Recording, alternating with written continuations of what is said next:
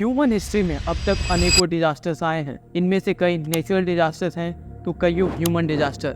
पर इन दोनों आपदाओं डिजास्टर्स के पीछे का कारण सिर्फ एक है, लालच, ज़्यादा पाने की लालच। और यही लालच कई बार हजारों इनोसेंट लोगों की मौत का कारण बन जाता है। 3 दिसंबर 1984 भोपाल, रात के 12 बजे जहां पूरा देश गहरी नींद में सो रहा था, वहीं भोपाल में मौजूद यूनियन कार्बाइड नाम की एक फैक्ट्री में गैस लीक हो रहा था। और ये गैस कोई आम गैस नहीं है, बल्कि ये MIC मिथाइल आइसोसाइनाइड नाम की एक पॉइजनस गैस है। ये गैस जैसे ही लीक होना स्टार्ट होती है तो वहाँ पे मौजूद वर्कर्स की आंखें जलने लगती हैं। दरअसल यूनियन कार्बाइड की फैक्ट्री में मौजूद टैंक नंबर 610 में कुछ ऐसा हो रहा था जो कुछ ही समय में हजारों लोगों की मौत का कारण बनने वाला है। यूनियन कार्बाइड ने 1969 में UCIL union carbide India limited के नाम से एक इंसेक्टिसाइड बनाने वाली फैक्ट्री खोली थी। और इसके 10 सालों बाद यानी कि 1979 में इन्होंने भोपाल में अपना पहला प्रोडक्शन प्लांट लगाया। इस प्रोडक्शन प्लांट में सेविन नाम का एक इंसेक्टिसाइड बनाया जाता है। सेविन असल में कार्बाइल नाम के एक केमिकल ब्रांड का नाम था। और कार्बाइल एक इंसेक्टिसाइड है जो क्रॉप्स को इंसेक्ट से सेफ रखने में मदद करता है। ईयर 1981 UCIL में एक वर्कर की डेथ हो जाती है। इस वर्कर की डेथ का कारण भी एक गैस लीक था और इस गैस का नाम था फॉस्जेन, जो कि एक एक्सट्रीमली टॉक्सिक गैस है। दरअसल फॉस्जेन का यूज MIC बनाने में किया जाता है। मिथाइल अमाइन और फॉस्जेन को मिला के MIC बनता है। ईयर 1982 जनवरी के महीने में एक बार फिर फॉस्जेन गैस लीक हो जाता है और इस बार 24 वर्कर की हेल्थ काफ़ी ज़्यादा सीरियस हो गई और फिर उन्हें हॉस्पिटल में एडमिट करना पड़ा। और इसी साल फिर फरवरी के महीने में MIC गैस लीक हुई और इस गैस लीक की वजह से 18 वर्कर्स अफेक्ट हुए और उनका क्या हुआ किसी को नहीं पता। और इसी तरह 1983 और 1984 में कई बार मोनोमिथाइलमाइन, फॉस्जेन, क्लोरीन और कार्बन टेट्राक्लोराइड और MIC गैस लीक हुआ।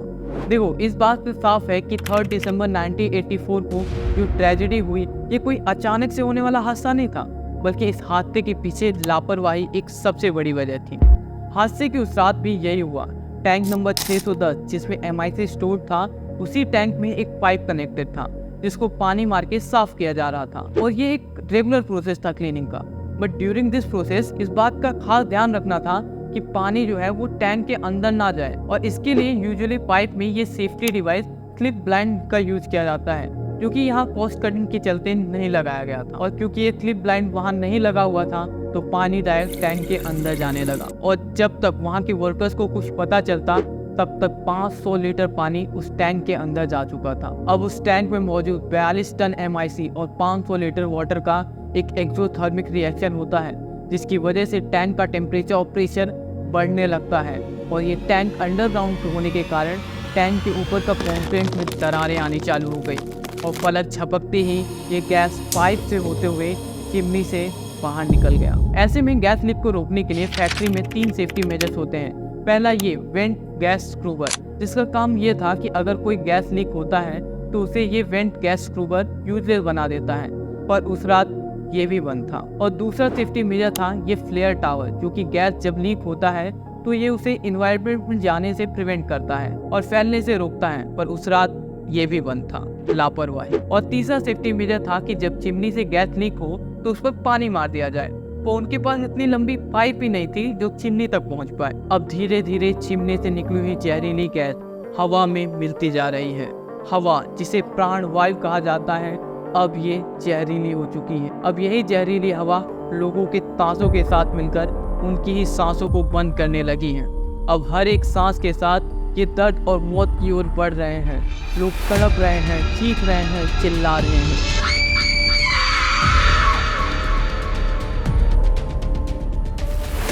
उस गैस लीक के बाद हजारों लोगों की मौत उसी रात हो गई और ओवर द ईयर लगभग 15,000 से 20,000 लोगों की मौत हो गई। अब इस हादसे में जो बचे थे वो भी खुश नसीब नहीं थे, बल्कि उन्हें परमानेंट डिसेबिलिटी हो गई। और इस गैस का इफेक्ट अब तक कंटिन्यू है। देखो, मरने वालों में कोई किसी का भाई या पिता था तो कोई किसी की बहन या माता, पर ये सरकारी पन्नों में सिर्फ एक नंबर्स होते हैं। मरने वालों की संख्याओं पे आज भी विवाद होता है। इस हादसे के बाद UCC के चेयरमैन एंडरसन इंडिया आते हैं, फिर उन्हें अरेस्ट कर लिया जाता है और उन्हें गेस्ट हाउस में रखा जाता है।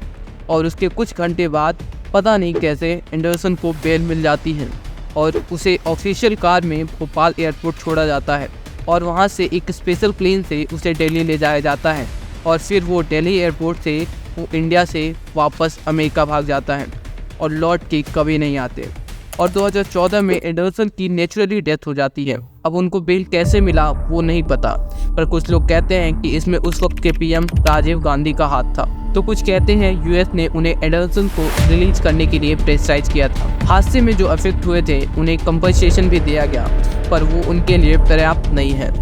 आज भी वो न्याय के लिए लड़ रहे हैं।